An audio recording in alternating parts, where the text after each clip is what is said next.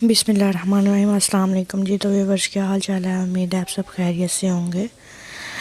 और आज का जो टॉपिक है वो है रमज़ानुल करीम के 3 कीमती घंटे। वो कौन से ऐसे 3 घंटे हैं और इनमें ऐसे कौन से काम किए जा सकते हैं जिससे हम अल्लाह ताला की कुर्बत हासिल कर सकते हैं। तो चलिए देखते हैं।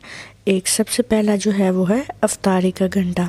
अफ्तारी में जो है वो आप तैयारी जल्दी कर लीजिए और दुआ के लिए वक़्त निकालिए और रोज़मर्रा की जो दुआएं हैं उन्हें पढ़ लीजिए और अपने मरहूमीन के लिए दुआ करें कि अल्लाह ताला जो है वो हमारे मरहूमीन की मग़फ़िरत फ़रमाए। अपने लिए दुआ करें, अपने अहले खाना के लिए।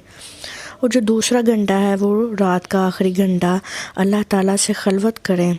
अल्लाह ताला आवाज़ देता है कि कोई है दरख्वास्त करने वाला, मांगने वाला, कबूल करने वाला, मेरे से इस्तिग़फ़ार करने वाला, बस मैं उसको माफ़ कर दूँ। तो तुम उससे इस्तिग़फ़ार करो। अल्लाह ताला बहुत बेनियाज़ है, बख्शने वाला है। और तीसरा जो घंटा है वो सुबह की नमाज के बाद सूरज निकलने तक मुसल्ले पे बैठे रहना, ज़िक्र अज़कार करना, अल्लाह ताला को याद करना। ये वो 3 घंटे, ऐसे 3 घंटे हैं, कीमती घंटे हैं जिनमें हम अल्लाह ताला का ज़िक्र करके अल्लाह ताला की कुर्बत हासिल कर सकते हैं।